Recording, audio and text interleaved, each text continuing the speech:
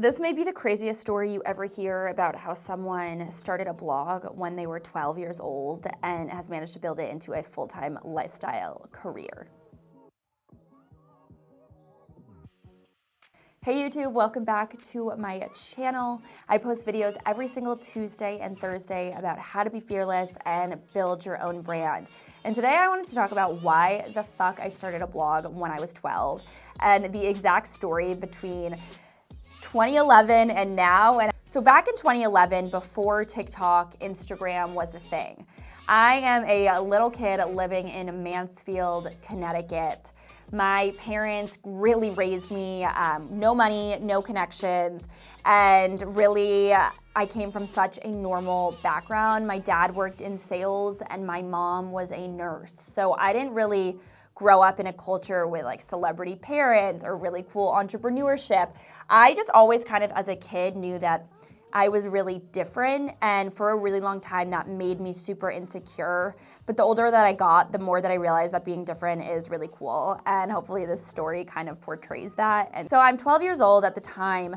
My sister, I have an older sister, and she was living in Staten Island, New York. And I remember one day, it was raining outside, and I wanted to be an actress, and I came to a point when I realized at age 12, I was never gonna be able to be an actress because my mom was never gonna move somewhere like New York or New Jersey or LA simply because we didn't have the money to do so. And so by that time I realized it was gonna be really hard for me to figure out how to be an actress when I didn't have any help. My sister just casually says, "Oh, I read about this girl the other day, Tavi Jevinson, who started a blog. Like maybe you should start a blog." What is a blog? And I open up my sister's laptop and I just type in how to start a blog. Up comes this website, blogger.com. If you're watching this video and you're over the age of 12, you're gonna have no idea what blogger.com is. But blogger.com back in 2011 was a free website that you could start a website on. You didn't need a domain, you didn't need anything. It was essentially Squarespace, but the most OG free version of Squarespace. So I look up how to start a blog and I just decide to make a profile on blogger.com. But since my acting dreams were being crushed right in front of me, I'm like, okay, what else am I good at? I'm so bad at math. I'm so bad at science. I have no friends. I'm really not social, but I do love to write. I was always getting an A in English, but straight C's and D's in every other class. I come up with the name of Life in the Fashion Lane, and I make my first blog post, September 11th, 2011, and I wrote like 82 run-on sentences and posted a photo of myself from a really crappy first day of school photo. I remember I was wearing like a pink flower top and these neon shorts, and I just post the blog post. You just literally click post. So it's a lifeinthefashionlane.blogspot.com. Now I'm 12 years old, so like was I probably thinking I'm ever gonna go back and write another blog post or that this would ever turn into a career? Absolutely not. I close down the laptop and essentially I do the next thing the next day. I wake up, post a blog post, and then every single day I started doing this. I go back home to Mansfield, Connecticut, and I'm in my parents' basement and I'm writing on the blog at this point once a day. I just love it. It became my outlet. I never told anyone about this website. My mom knew that I had started a blog, but she's like, I don't even know what that is. And so every day for about maybe like 2 or 3 years, I just wrote on that blog. Now, kids in school started to find out about it, and I ended up getting pretty badly bullied, but the blog was an outlet for me. I would just go home and write on this blog every single day after school. Instead of doing my homework, I was really super rebellious. I would just write on the website, post about fashion or style, and at this point, there was a little bar on the side of blogger.com where you could click subscribe. So I started subscribing to other young teen bloggers and they would subscribe to me, and we would do this thing follow for follow. Like if you follow me, I'll follow you. 700 people follow this website. Like what does that even mean? I'm not tracking any of my analytics. I have no idea about any of that, but that's just not even in my mindset. So around age maybe 15 or 16, I make a LinkedIn page. I'm now a freshman in high school, public high school in Mansfield, Connecticut, not doing well in school at all, like literally could not do anything in school. I just failed out of every class. My mom was constantly getting called in, like, what's wrong with your daughter? Does she have ADD? Does she have ADHD? Like, what learning disability does she have? I think my mom was always like, I don't really, like, are you this dumb? Like, what is wrong with you? And I was just like, I just don't like it. Like, I don't like these classes. I don't understand why I have to go to school and learn science when I don't like science.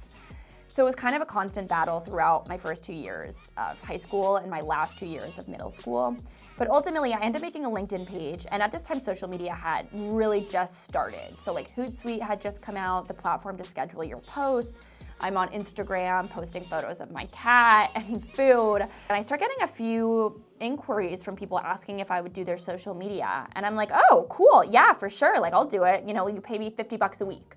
So at this point, I'm in my freshman year of high school. I'm doing people's social media. I'm making maybe like $100, $150 a week learning how to do social media, like self-teaching myself. I'm just going on Google. I'm like going on Instagram and screenshotting things and posting it on other people's companies.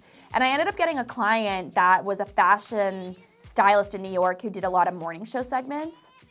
And so every segment she would do, I would write a blog post for her.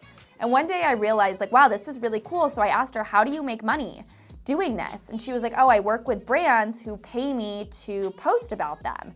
And I was like, oh, that's so cool. Like, I never thought of that. She was like an OG influencer before an influencer was even a thing. So I reach out to the Fox producer in Connecticut, and I sent an email being like, hey, I watched the show. I'd love to come on and do a segment on style. And within an hour, I get an email back from Fox Connecticut being like, can you come on in 2 days and do a style segment? So I start freaking out, obviously. Like, it's Hartford, Connecticut. I know it doesn't sound that cool, but I'm thinking like, oh my gosh, this is the craziest thing that's ever happened to me.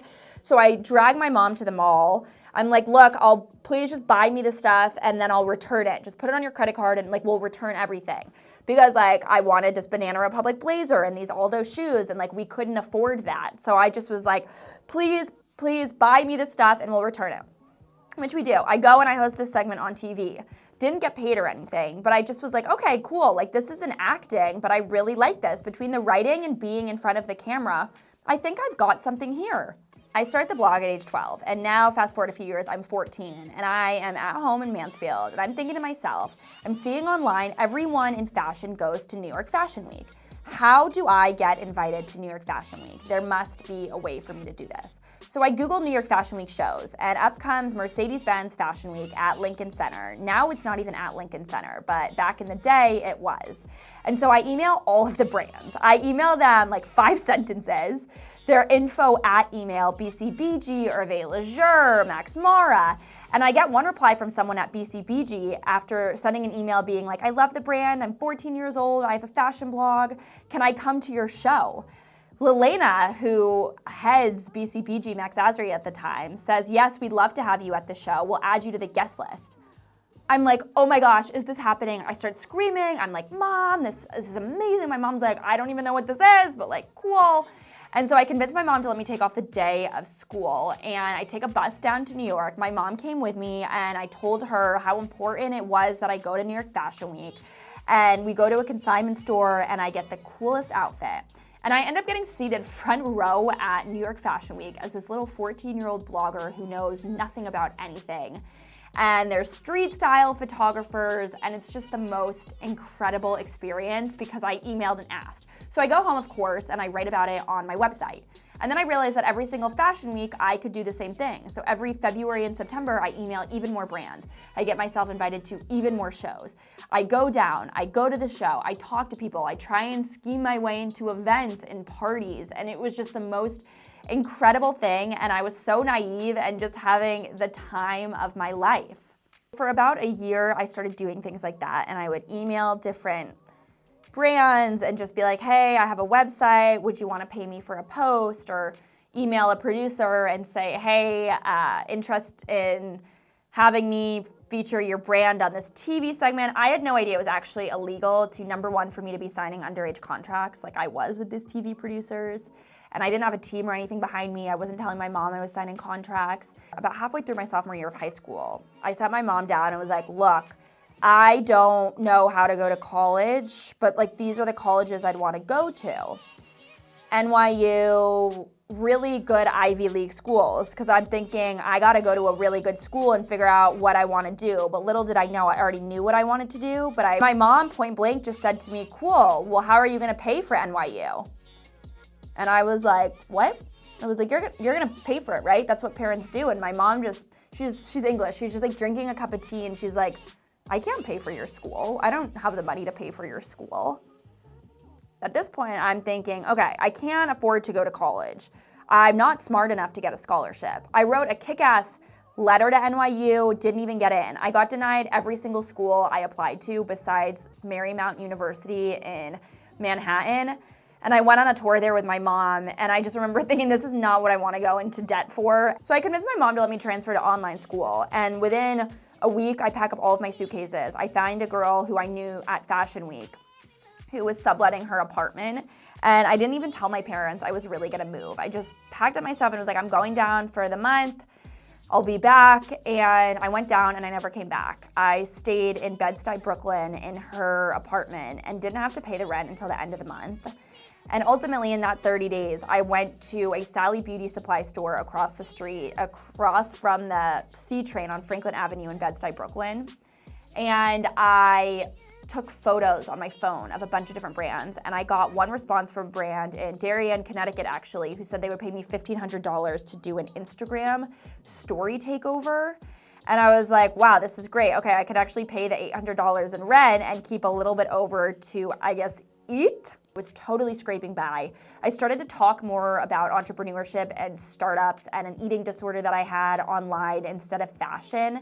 And I randomly started getting reached out to by companies who said they would start paying me to speak at different panels they were having, because I was also writing for a lot of different websites online, like Parade Magazine and Huffington Post. So I'm slowly building up this little company I don't even really realize is a company while doing these TV segments and cold pitching brands to make a living.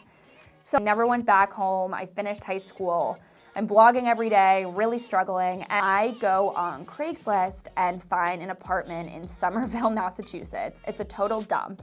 I email the guy, it's $1,000 a month, and I'm like, can I move in a week? I end up moving in with this total nutcase. I decided to start a nonprofit, and so I met someone at a conference, a therapist, and myself and 3 other people, we decided to start this nonprofit called Media Impact and Navigation for Teens. I had no idea that starting a nonprofit was so hard and really was definitely struggling, but I loved talking to young people at this point. I'm 17 or 18, and I just realized I love talking to young people. I love inspiring them. I hadn't started the whole Fearless Fridays thing, but I had really determined that it was just a super cool thing for me to be able to share my story about like resilience and trauma from when I was a kid. So I ended up starting a podcast. And the podcast does pretty well. I started making some money off of it. I'm pitching brands now, and I stay in Boston for a few years until I find this producer list. And I find this producer list. I remember sitting at my table, my kitchen table in my apartment, and I Google something like top producers or public relations, and up comes this crazy list. And looking back, if I hadn't found this list, my life would not be what it is today. And so I find everyone in media, marketing, advertising at the management companies, WME, CAA, Disney, MTV. And I write one email to all 466 people, and I BCC them on one email.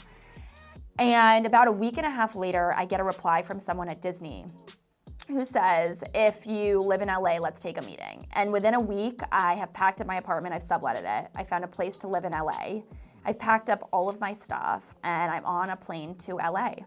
And that is the beginning of my crazy story from landing the Disney show and living in LA and then starting Be Fearless Summit and moving to Austin. But the coolest part of the story for me is having started the blog when I was so young and having seen it build from the beginning. Even the tactics I had to take to become successful were so different than they probably would be now, because you could just post a video and go viral.